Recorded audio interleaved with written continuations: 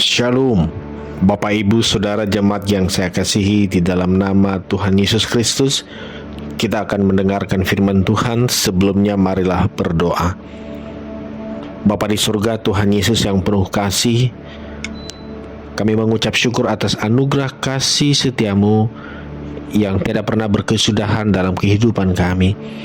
Anugerah kasih pemeliharaan Tuhan begitu ajaib. Terima kasih Tuhan. Kami akan merenungkan firman-Mu. Bantu kami agar memahaminya dan mampu melakukan dalam hidup kami. Terima kasih Tuhan, berfirmanlah, kami siap mendengarnya. Amin. Yeremia 18 ayat 6.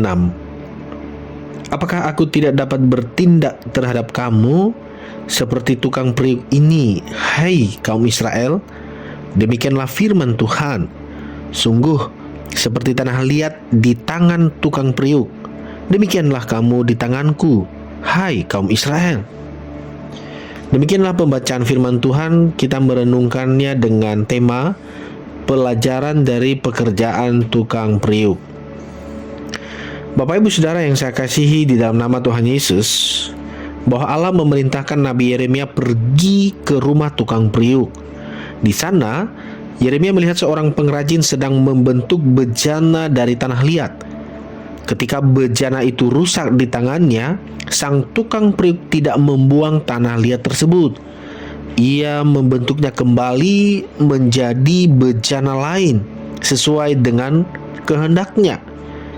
Dari peristiwa sederhana itu, Tuhan menyampaikan pelajaran yang sangat dalam tentang hubungannya dengan kita, umatnya.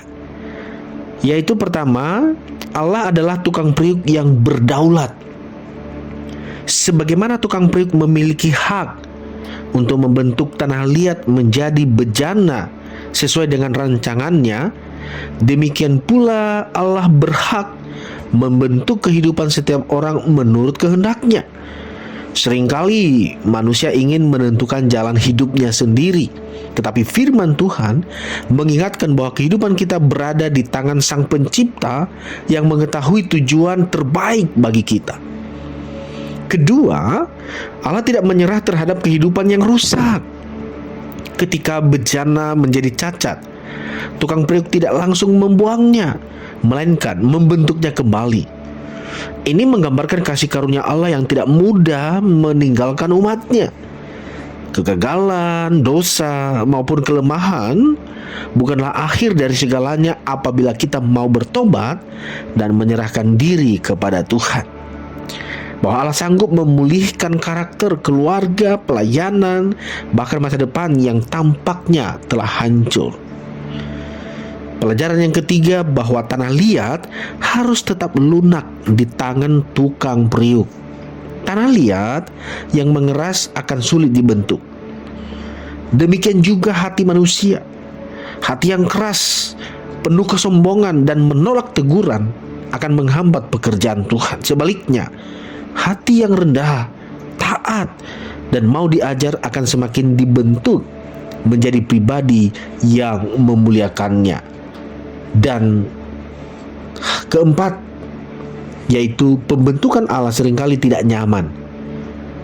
Tanah liat harus ditekan, diputar, dibentuk, bahkan dibakar di dalam api agar menjadi bejana yang kuat dan berguna. Dalam kehidupan orang percaya, orang Kristen, Tuhan juga mengizinkan berbagai proses, tantangan, bahkan penderitaan. Untuk apa? Untuk membentuk iman, kesabaran, kerendahan hati, dan karakter yang semakin serupa dengan Kristus. Proses itu bukanlah tanda bahwa Tuhan meninggalkan kita, melainkan bukti bahwa Ia sedang mengerjakan sesuatu yang indah. Oleh karena itu, saudara yang saya kasihi di dalam Yesus, pada bagian ini akhirnya kita melihat bahwa Nabi Yeremia menegaskan bahwa Allah selalu memberikan kesempatan untuk bertobat. Ketika suatu bangsa berbalik dari kejahatannya, Tuhan berkenan mengubah hukuman menjadi belas kasihan. Sebaliknya, jika umat memilih terus hidup dalam dosa, mereka harus menanggung akibat dari pilihan mereka. Karena itu, respons yang Tuhan kehendaki adalah pertobatan dan ketaatan. Saudara-saudara yang saya kasihi di dalam Yesus, sebagai refleksi bagi kita, tentu kita mau dituntun dengan pertanyaan ini. Apakah kita sedang mengizinkan Tuhan membentuk hidup kita? Adakah bagian hidup yang masih keras dan sulit diserahkan kepada Tuhan? Apakah kita percaya bahwa Tuhan sanggup memulihkan kegagalan dan membentuk kita menjadi pribadi yang berguna bagi kemuliaan-Nya? 3 pertanyaan ini kiranya dapat membantu untuk merefleksikan firman Tuhan yang menyapa ini. Tuhan memberkati saudara semua. Kita berdoa. Bapa di sorga, Engkaulah tukang periuk yang sempurna, dan kami hanyalah tanah liat di tangan-Mu. Bentuklah hidup kami sesuai dengan kehendak-Mu. Lembutkan hati kami, agar mau menerima didikan, teguran, dan proses yang Engkau izinkan. Pulihkan setiap bagian hidup kami yang rusak, dan jadikan kami bejana yang dipakai untuk memuliakan nama-Mu. Terpujilah Engkau Bapa di sorga.